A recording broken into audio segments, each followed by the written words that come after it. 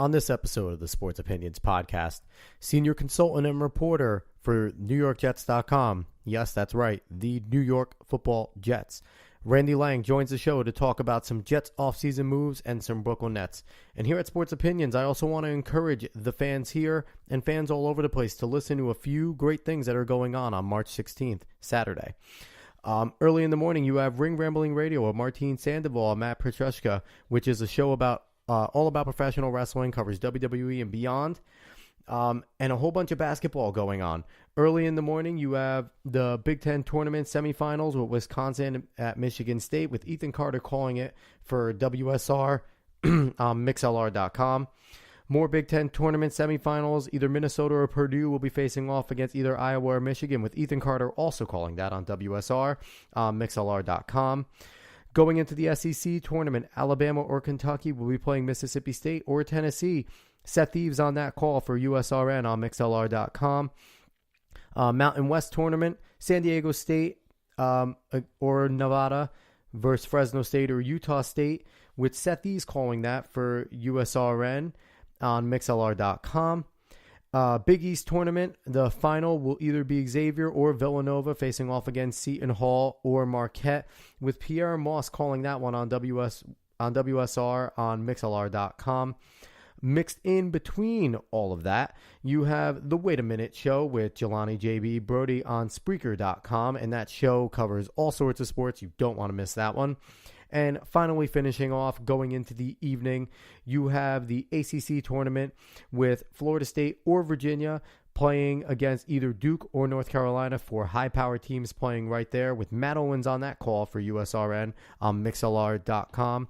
With that being said, don't miss any of those, and let's get to it. Sports Opinions Podcast. Let's hear the intro.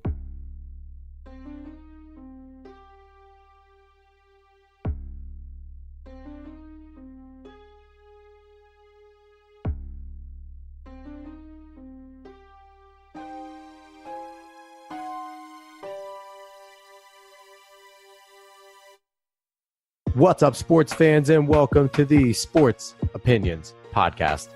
I am your host, as always, Alex Cuesta, and with me today is someone that I've read his stuff a good amount of times, and if you're a Jets fan, you're probably going to recognize the name.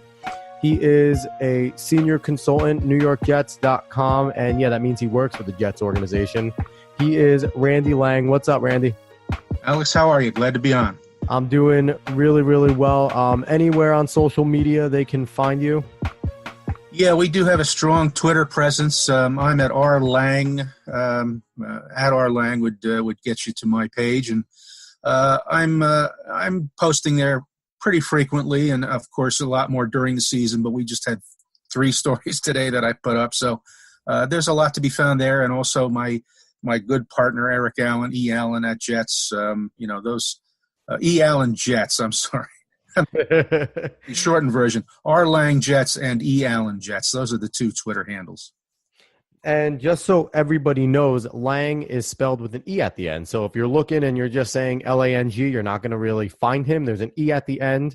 So Correct. Even though I think you'll show up, I think you're pretty searched on Twitter. If you're a Jets fan, people want to know you. I think so. I'm getting a good following. I've got over 10,000. That was a big hurdle for me to clear this past season. So, and we've been doing, we've had a Twitter presence since 2009 when Eric Allen and I started it, pretty much with about 70 followers. And the Jets' own Twitter handle right now has about 1,000,002 followers. So we kind of got that started. I can't take credit for all of those, but then we split off in 2013, I think, and we've been trying to build our individual brands ever since, and we have a good time getting the information out to the fans. It's not heavily editorial, but there's a lot of information. It's official information, and we try to educate and entertain. I do have to say, the website is entertaining. I've been reading it for years. I've been a Jets fan for years. So like I said, when you agreed to come on the show, I definitely do a lot of little cold messages, shots in the dark, and then you messaged me back, and I was like, oh, hell yeah.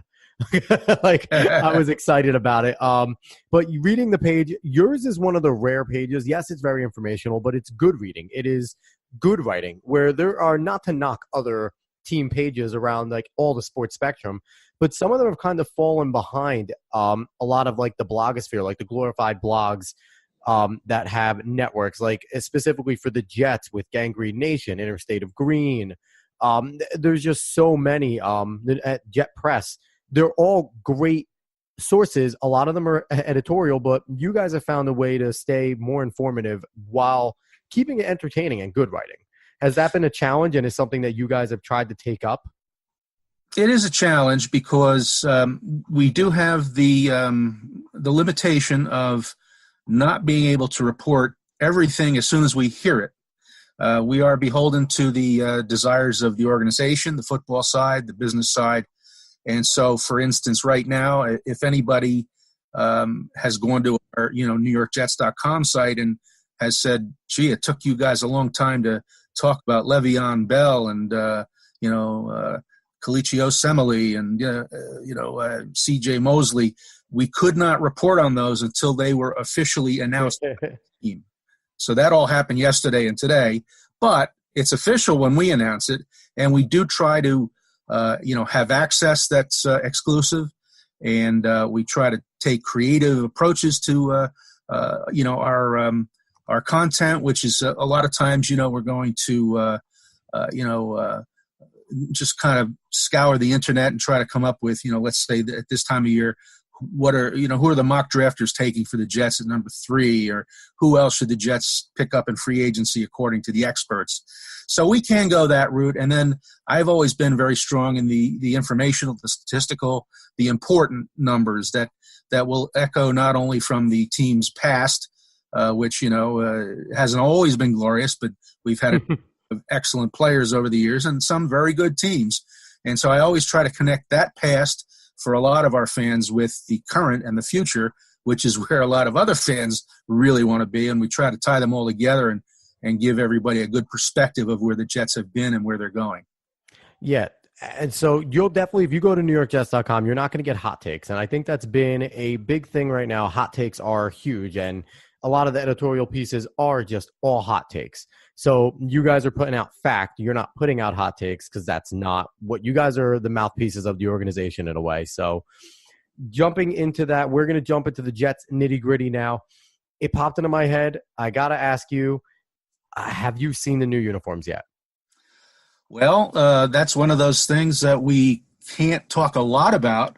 Well, that's why I'm going to try and lead it into some questions that you're not going to give it away, but have you seen them? I need to know if you've seen them yet. I can tell you that I have seen the new uniforms. Okay, and I saw something today where you don't have to confirm or deny anything, but someone, I guess, with knowledge of the uniforms leaked, because, that's what happens now. They said that it's Kelly Green. The base is Kelly Green, complete redesign. They have black alternates. You don't need to confirm or deny any of it. I kind of just want to get Jet fans excited. I saw it looked like it was a concept a little while ago. I'm hoping that's not what the Jets did. I can't imagine them doing something too terrible. Just, you can give me a basically verbal thumbs up or thumbs down. Did they do a good job with these uniforms?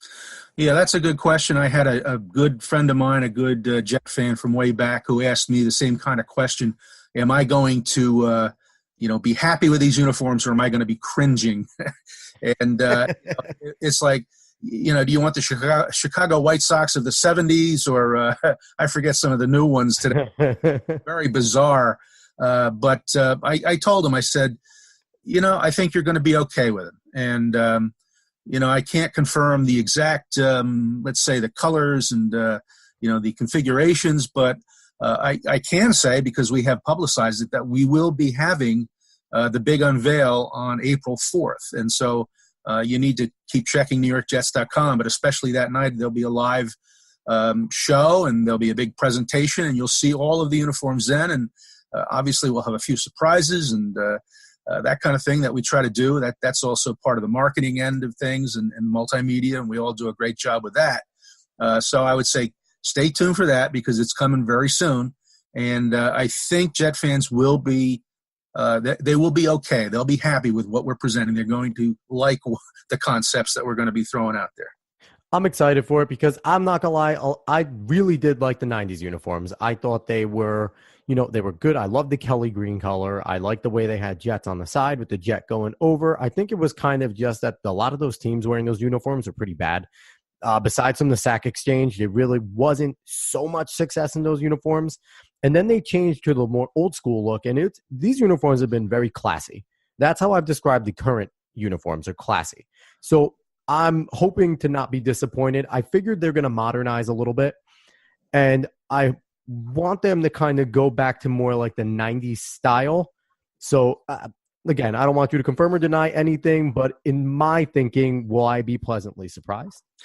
Yeah, I think you will be happy, pleasantly surprised, and I think your thoughts are probably going in the right direction. Let's put it that way. Nah, we're going to leave it at that because I don't want And to. it's not going to be like I said. It's not going to be. We're not going to be trying to reinvent the uniform for the 22nd century. It's going to be a good look. I think a mix of the past, the present, the future. So I think it'll be something that you need to stay tuned for if you're a Jets fan, and get to the site on April 4th, and all will be revealed. So for this great support, New York Jets, listen up, Sports Opinions Podcast. I would love a customized jersey because we support and love those. Always trying. I got to try. All right. I got to try. You got it. Now we're going to get down to the free agency period, the trades that have been going on. This has been one of the best things the NFL did was have that day tampering period that started it. I think it's been one of the more fun things that the NFL has added. And Mike McCagnon had a lot of money to spend. He made no secret that he wanted to spend that money. He had to spend that money. And he has spent it. We'll talk about the new addition right away, Le'Veon Bell. There was a lot of mixed feelings. I know there were some fans that said, they got the report he was 260, he was overweight, we don't want him, he's a diva. And then there were fans like me who go, we have a young second-year quarterback, a line that underachieved last year, and a guy like Le'Veon Bell can really mask a lot of issues on a mediocre line with his vision. What can you tell me about Le'Veon Bell?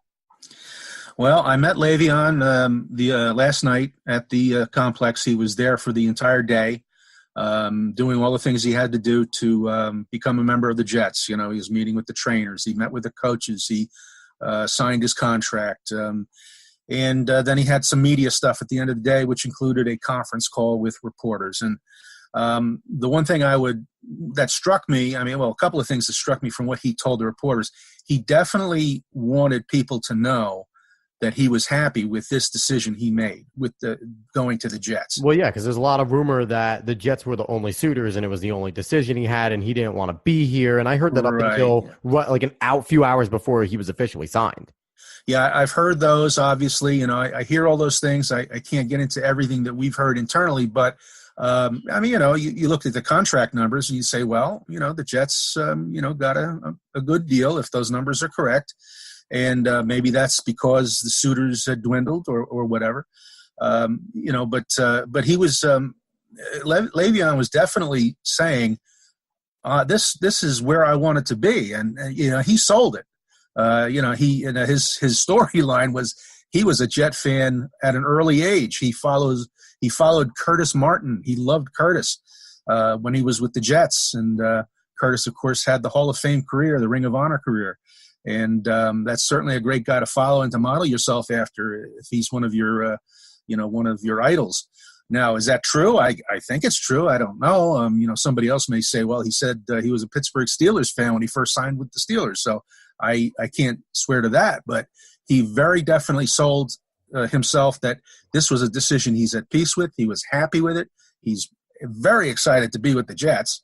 And so obviously Jet fans want to hear that. Now, as far as the conditioning, he looked fine. I wouldn't say he looked 260-ish. He did say he's not in football shape, obviously, but that won't happen until he goes through the OTAs, the offseason, the preseason, and gets to the season opener. But, I think there was some concern also that, he took the year off. What does that mean for him? Does he still want to play at that high level, or is he on the downside, or, what's happening? And all I can say there is he's a football player. He, as part of his lore, he started playing as a peewee and Reynoldsburg, Ohio, at the age of 4. His uncle got him into it, and he was playing, with age groups above his level because he was so good.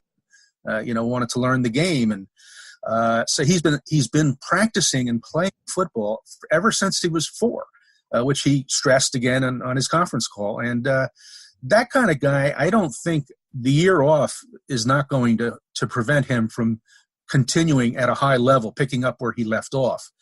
He's a prideful guy. He's still young. He doesn't have that year's worth of tread on his tires, off his tires, I should say. And, he was phenomenal the last time we saw him in 2017. It was one of the best years by a running back in NFL history.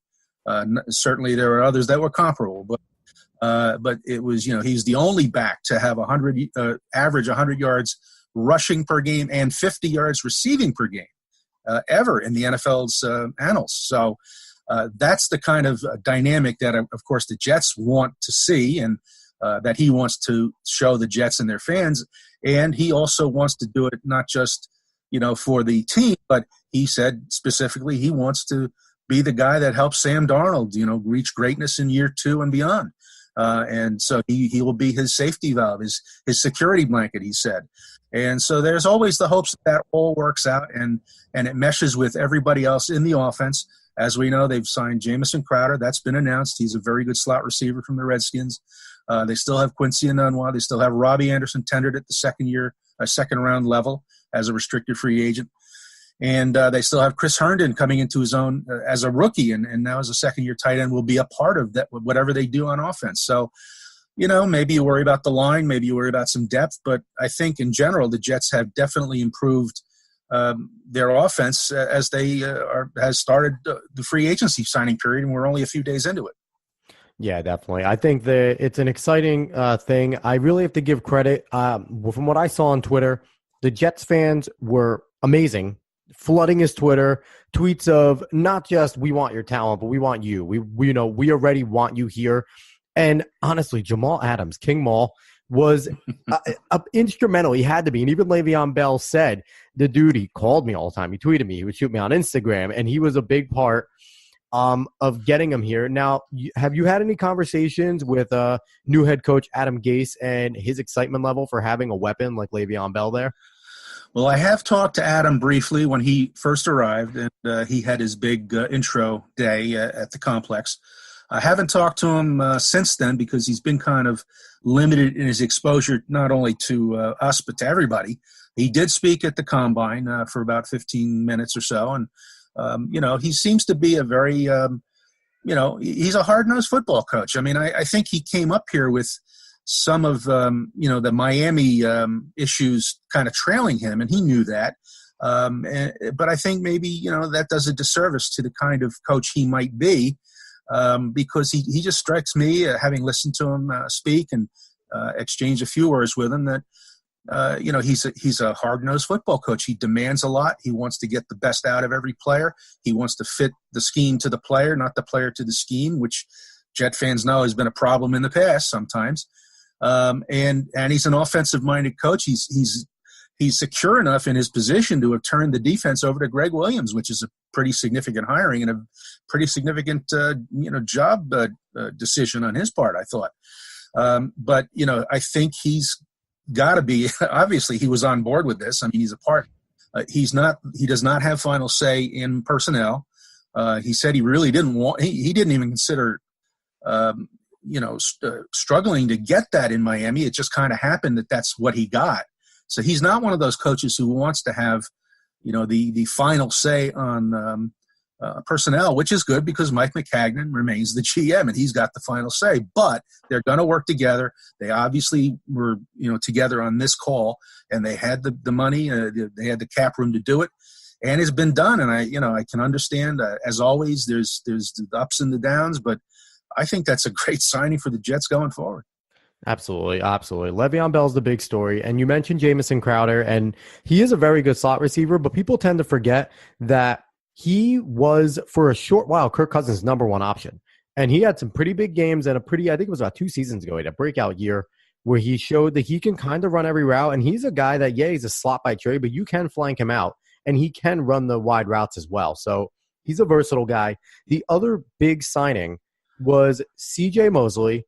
Coming over from Baltimore, he had a very nice write-up on Instagram thanking the city of Baltimore. Super classy. Yeah. This is very reminiscent of when Bart Scott came over. I feel like this is super similar to that. Avery Williamson as a partner in crime, and they were supposed to have a third partner. They were supposed to have Anthony Barr, but he reneged on his decision, decided to go back to Minnesota. Can't blame him. He was already playing there, and it's a comfort zone. Whatever the situation is, doesn't want to uproot the family, doesn't want to pay New Jersey taxes or New York taxes. Whatever some of that. Yeah. Listen, when the money's a big deal, and taxes, when you're losing 40% to 60% just stepping off the plane, that is a big difference. I don't care how much money you're making. Talk a little bit about Barr not coming and if that had any impact on now plans going forward and what CJ Mosley is probably going to bring. Well, we didn't meet Barr, obviously. He really never came in. I mean, he may have interviewed, but I think he decided at some point early in that process that it was not for him. And I don't know what he told Minnesota about coming back, but it's been said before by players and by reporters and by fans that New York is not for everybody. And even though the Jets are in Florham Park in the lovely, countryside of Morris County, it's New York. It's the New York market. And, it was just not for him for whatever reason. But, the complex is phenomenal, and that helps to sell the team. Jamal Adams is phenomenal so far. Oh, my God. Yeah, what a leader. He's great. He's become a campaigner. He's become a recruiter. And his play, he's backed it up with his play. In year 2, he's gotten better. He's a Pro Bowler now. And, you look for great things from him, playing behind a defense that now has, as you mentioned, a phenomenal, in my opinion, middle of the defense in Avery Williamson and now C.J. Mosley. The point has been made by a few people for different reasons that Mosley's kind of the Le'Veon Bell of the defense. And, that's easy to say, well, he's the big signing and all. He's the big money guy. But C.J. Mosley produced at a level in 2018 that was very comparable for what he can do on defense to what Le'Veon did on offense in 2017. C.J. Mosley, over the last 5 years of his career, the last 5 years in the NFL, has the most individual takeaways by any linebacker in the NFL for that time. It's 15, it's 9 interceptions, 6 fumbles. Some people have criticized him, I think, for his coverage. I don't see where that's coming from because that's terrible criticism. It's terrible criticism. And, it's interesting that you talk about how great the middle is. I think right now the ability that is in the interior between Williamson and Mosley, it's very rare you get 2 sideline-to-sideline middle backers playing next to each other. They can be as good as Kuechly and Thomas Davis was for a little while in Carolina, where it's 2 legitimate sideline-to-sideline middle linebackers, and that's extremely rare. Extreme. Yeah, it is. And CJ is a big tackler. I mean, he's 100 plus. He's 120 tackles plus a season. And as you say, goes sideline to sideline. So they have that sideline to sideline presence, and they're strong up the middle because even though Leo Williams, I know the fans are a little down on him and the production hasn't been what you would hope for, the 6th pick of the draft in 2015. But I think he's an honest player, and he's dedicated to his craft for whatever reason, whether it's the players around him or an injury to his hand. I think it was 2 years ago that held him back there. He's had a little trouble producing, but he is a strong pillar on the line. And now you have, if it's true in baseball, it could be true in football. The Jets are very strong up the middle on defense. So where does this leave Darren Lee? I feel like he's the odd man out in this situation. Well, we don't have any information on Darren at this point, although you would have to say that, it's a possibility that he will be moving on just because, now you have 2 big-name middle linebackers, inside linebackers. Darren Lee, I think a lot of people always felt that he was a little small for inside linebacker. He still, gave it his best shot, but it took him a while to get to last year where his first 12 games were his best 12 as a pro, especially in coverage. But also he continued to make some plays in the backfield. But, there was just a feeling that, there could be more there. And then he had the suspension at the end of the season. So it's possible. I don't know that it's going to happen. Could we move him? Could the Jets move him outside? I don't know that that's been decided or not. That could be a possibility. Or will the Jets say goodbye to him? I don't know the answer to that. It'll be one of the sub-themes playing out over the next couple of months as we go into the OTAs that'll be starting very soon for the Jets in early April because of the new coach in Adam Gase. Yeah, definitely. And one thing we got to talk about is it seemed to go under the radar, and I don't know how a trade like this goes under the radar because the Jets brought in a super talented offensive lineman from the Raiders. Kelechi Osemele is a two-time Pro Bowler and earned every moment of it. He's not one of those Pro Bowlers by vote because linemen don't get there by vote. They get there by talent. Have you had a chance to speak with him? What is the word? What is the vibe about him going on in the room? Kelechi's another interesting cat, and I did meet with him also briefly when he showed up earlier yesterday. And, all of these top linemen in the league, they're all big men. So I don't want to, make it sound like he was a monster or anything like that. He's a big offensive lineman. I think he's going at like 310 as opposed to, I think his program weight was like 330. He could probably get there if you need him to, but he is a very massive, thick guy. And as far as how he communicates, he's the anti-Carpenter, he's the anti-Carp because James Carpenter, very good player in his time. But last year he kind of, he played every game for the Jets since he came over several years ago, but then he got hurt and he ended the season on IR. And this is presumably he's an unrestricted free agent, and this is the spot where Kelechi Osemele is going to go, presumably at left guard. So, but Kelechi's got a great personality. He's a very outgoing guy. He wants to be physical. He wants to, have fun. He can't wait to get with Brian Winters, who's the physical guy on the right side at guard. To compare notes and to, I guess plot schemes and things for opposing defensive fronts. But he seems like a very good addition, an upgrade. This is one position they needed to upgrade. They still need a center unless they're going to go into the season with Jonathan Harrison, who did finish the season, I think, with 7 straight starts and 8 out of the last 9 for Spencer Long, who moved to left guard, and now he's with Buffalo. They may go with Jonathan Harrison in a draft pick, but the free agency period is still young, so the Jets did not get Matt Paradis or Morse, so those guys have signed elsewhere. They're going to probably look at the market further, and we'll find out what their plans are at center in the coming weeks. But as of right now, I think, you still got Kelvin Beachum at left tackle. You've got Brandon Shell at right tackle. You've got Winters and Osemele at guards, and you've got Jonathan Harrison at the moment at center. So it's not a bad line. It could be a very good line. It needs to be a good line to protect the franchise and Sam Darnold and the new franchise in Le'Veon Bell. Without a doubt. Yeah. I like what they've done on the line. I do think they do need a center to come in and make competition, at least because we've been spoiled with center with Nick Mangold, Kevin Mawai before him. Yeah. We've had the 2 best centers in the game for that period. When they were at their prime, they were the best centers in the game. Mawai revolutionized centers pulling.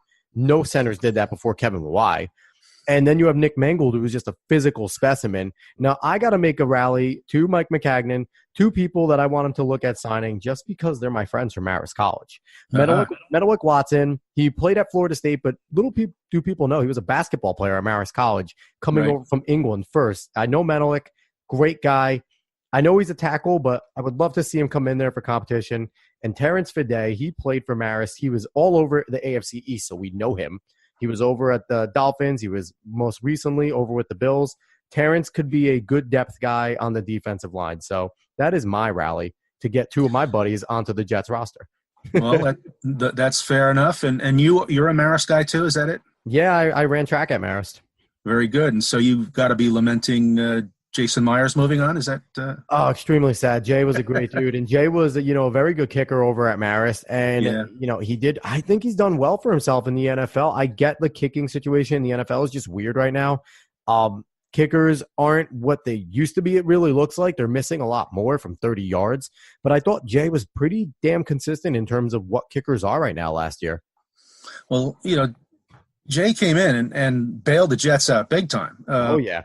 I mean, it was late August, and they had been waiting for Cairo Santos to rehab from that groin he had for all of the previous season. That kind of limited him all year. He never really got right, and so the Jets made a switch, and it was pretty risky. But on the other hand, I hate to say it, I'm not trying to demean kickers, but they're a dime a dozen in the NFL. That's how teams look at these guys. They'd like to find a good one, but they don't want to overpay for certain kickers.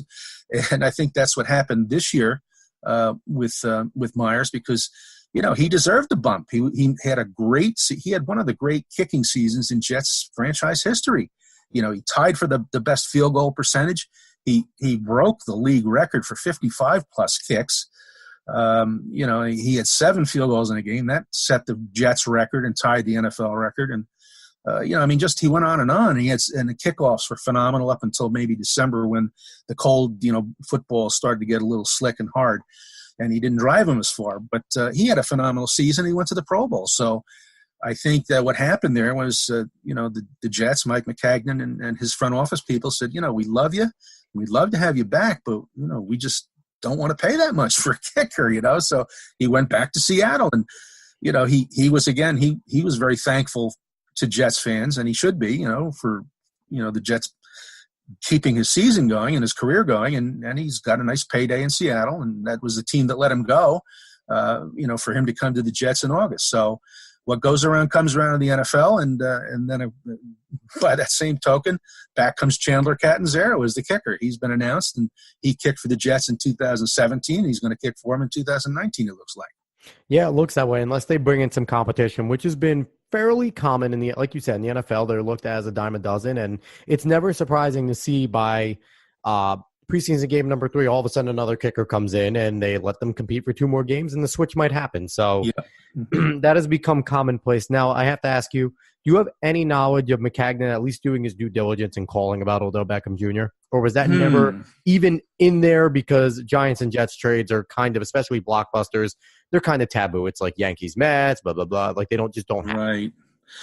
I can't tell you anything specifically. I did not hear anything about Mike calling the Giants about Odell Beckham Jr.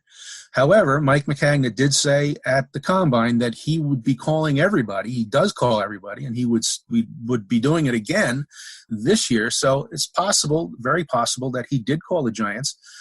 The one thing you mentioned is, the Giants and Jets do not do business. I know of only one trade that the teams have ever executed, and that was not a blockbuster.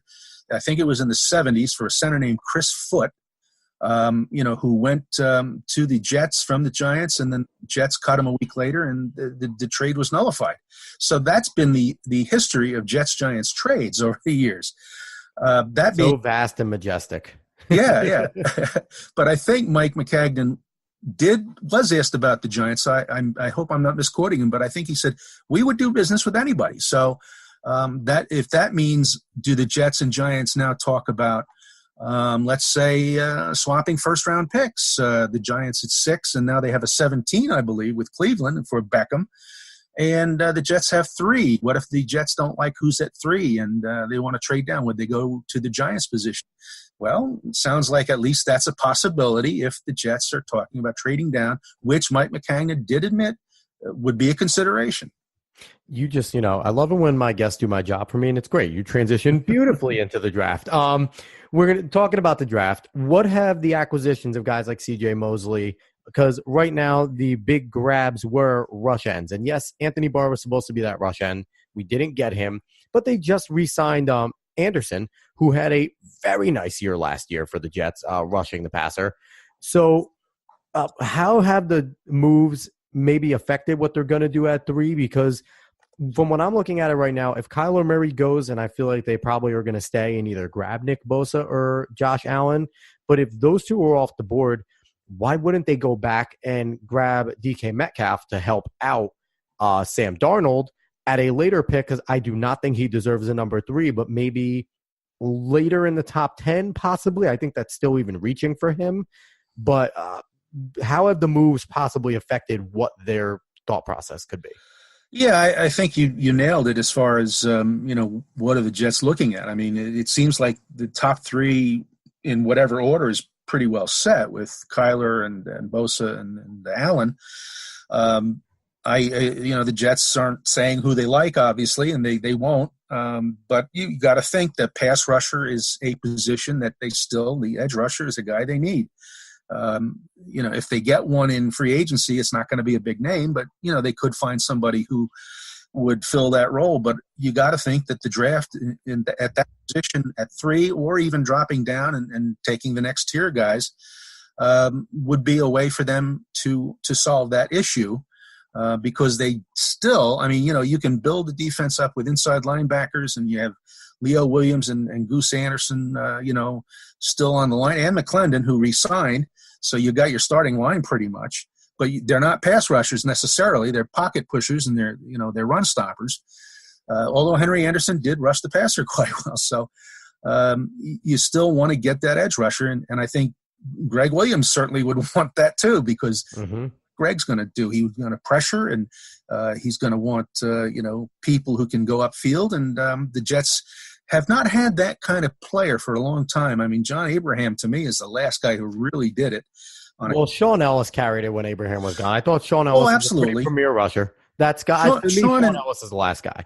Yeah, Sean and John were excellent, but Sean's slightly different, bigger build, but still absolutely a very good defensive end. They came in together 12 and 13 back in 2000. But I agree with you. Johnny Abraham was the star in terms of. Yeah, he didn't last as long. He lasted about half of Sean Ellis's tenure at the Jets. So his injuries killed his career, and it was exactly. Sad, but he was such a talented guy. But yeah, he had some monster years. I mean, he was he was getting sacks. He was swatting balls. He stripped sacks. He was caused holding penalties. I think I counted 17 holding penalties 1 year caused by John Abraham. That's an outrageous number.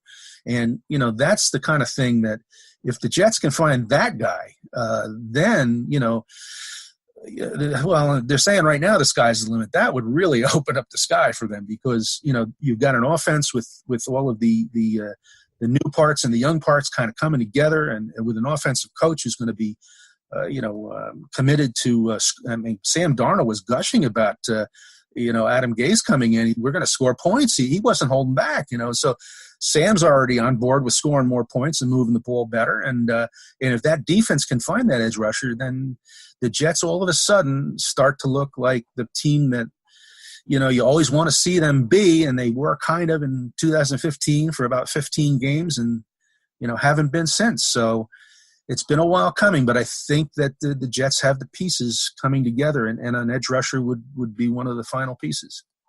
Definitely. Now, two guys I got to mention that were connected at the number 3 with the Jets on a bunch of mock drafts. Even if Bosa and Allen go off the board, Rashawn Gary, edge rusher from Michigan, and Quinnen Williams, who plays essentially the same exact position as Leonard Williams, from Alabama, both mentioned as possible picks at number 4 for the Jets. I'm not too high on either of those guys. I think Quinnen Williams is going to be a monster, but I don't like him in our current defense. And I don't know if Rashawn Gary is the edge rusher that we want. They're going to be the game changer. Mm-hmm. What are the feelings about those two? Are they definitely in play, or are they kind of trade down and get guys? Well, again, the Jets haven't telegraphed who they like, and they won't, so I can't really tell you, but I just don't know. But Quinnen Williams certainly is a kind of a guy that you could see the Jets being interested in. Fitting him into the mix, although you say, well, are we getting too redundant with Leo? I mean, can you play them side by side? I don't know if Jets fans can do it between Muhammad Wilkerson, Sheldon Richardson, Leo Williams, and then Sheldon Richardson, right? Yeah, and we would just be drafting. I think Jets fans will look at, we just drafted 4 of the same exact player, and what are we doing? Type of deal. Exactly. That's kind of why I'm not. I mean, I think Quinnen Williams is going to be a very good player. I just don't know if he's the fit for the Jets. Although if they traded down, if he were to fall, then you're saying, well, Leo Williams fell to them in 15, so. maybe they, draft the best player available. That's still a McCagnon, that's most NFL teams, but, McCagnon definitely a proponent of that. And, but I think the key for the Jets, if they trade down, is find the edge rusher and then back up your offensive line. I think you still want to, like we talked about, center, maybe a tackle. You might like the guards that you've got now, but you might need a tight end now again, because we're down to 2 at this point with Herndon and and Jordan from the 2016 draft. Because I'm trying to think if Clive Wolford just moved to Miami.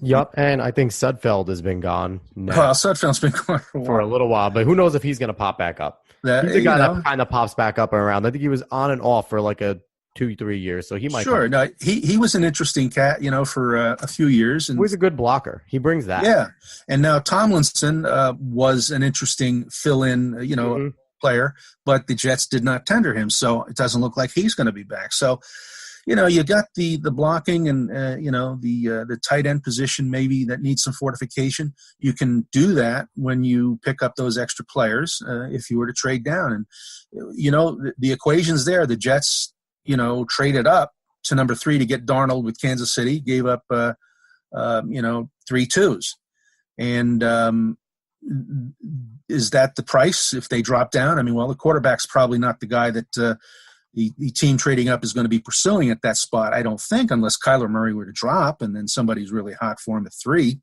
But that's kind of, that's the ballpark for what the Jets could expect to get. I mean, get those 3 2s back and, or some other combination thereof. And then all of a sudden you're starting to optimize your draft picks. You're not just trading them away and spinning your wheels, but you're going to be adding some very quality players in the first and second rounds.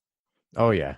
So I'm excited for the Jets' rest of the offseason. I'm excited for the draft. McCagnon, it seems like he is working for his job right now, and so far it looks like he's securing it for the definite future.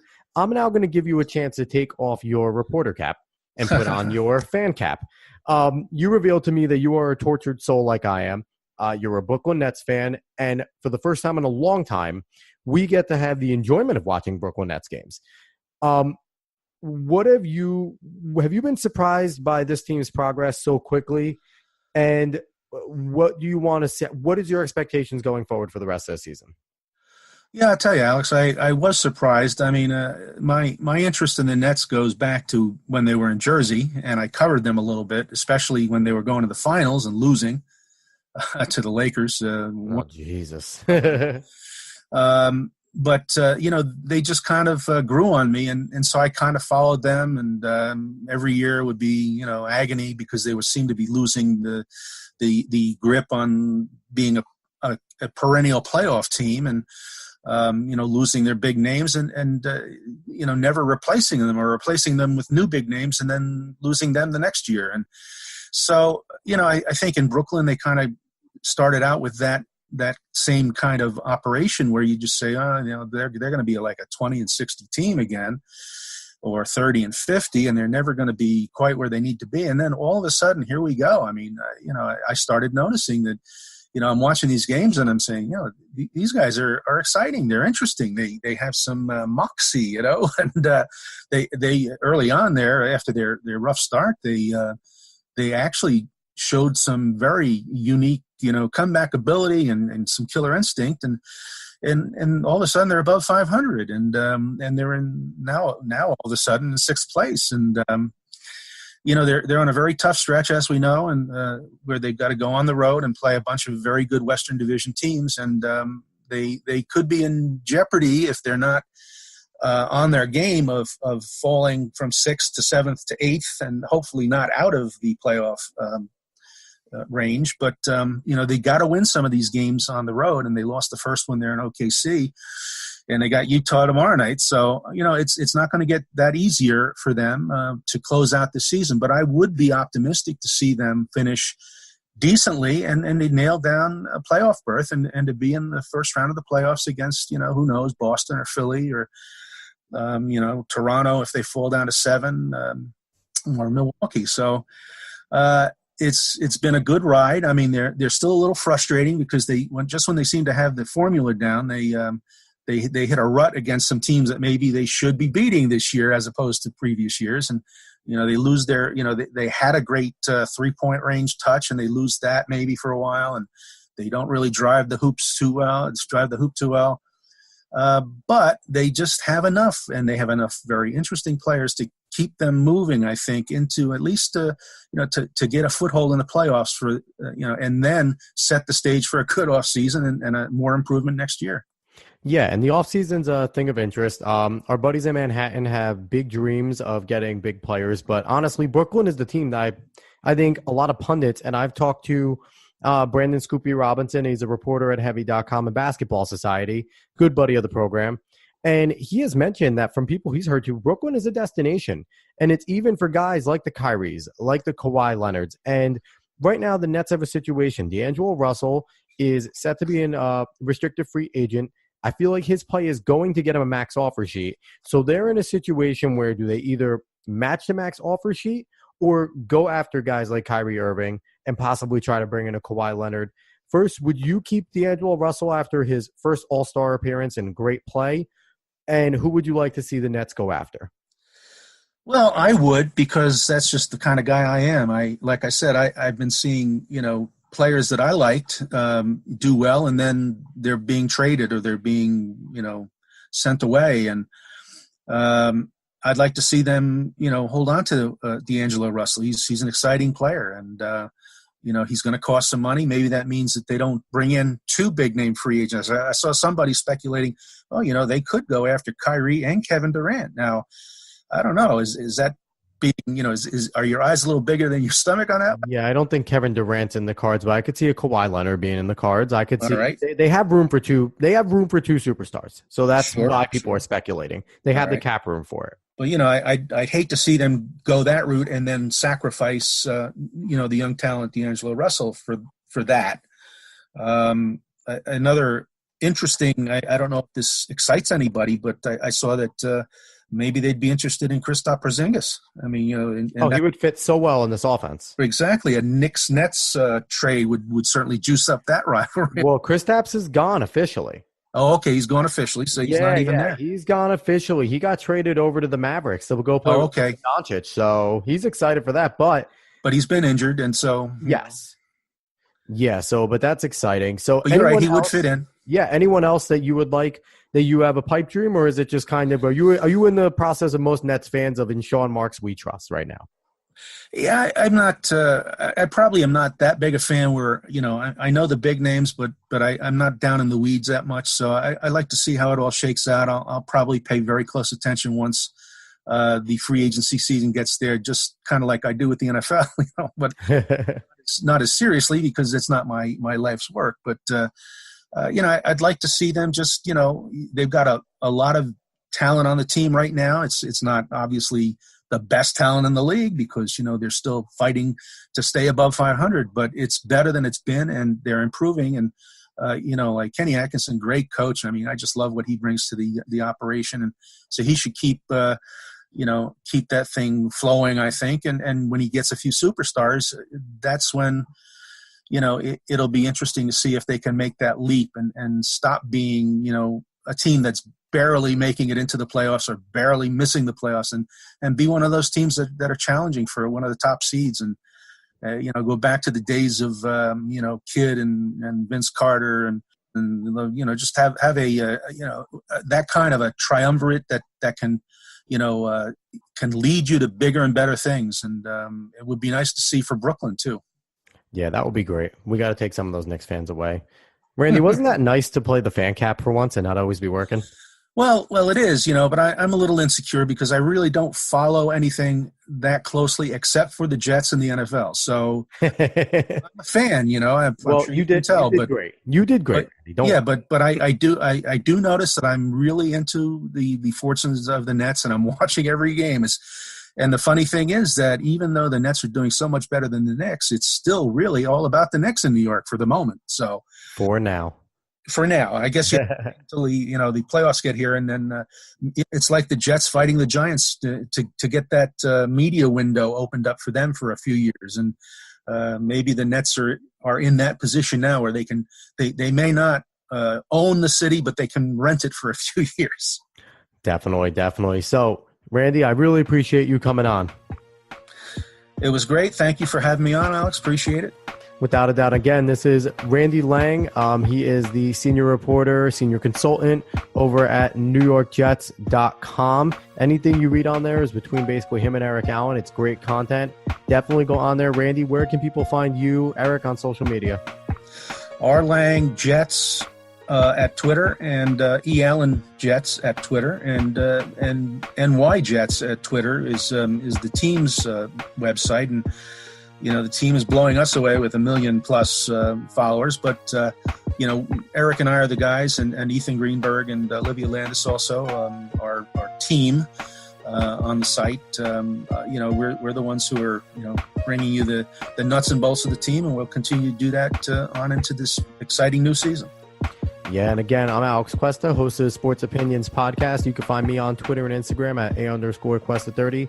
Find Sports Opinions on Twitter at SportsOpinion30, Instagram SportsOpinions30. Search for us on Facebook. Go give us a like. And anywhere you can find a podcast, Spotify, Apple Podcasts, Google Play Music, iHeartRadio, TuneIn Radio, Spreaker, Stitcher, anywhere you can find a podcast. Just go search for it in Google too. Give us a rate, give us a follow, and tell your friends. Anyone can come on the show. It's not just for professionals like Randy, who is awesome, but also any fan can come on here. So definitely come on, give it a listen, give it some love. And again, Sports Opinions Podcast, Randy Lange as the guest, Alex Cuesta host. Thank you everybody for listening. Have a good one.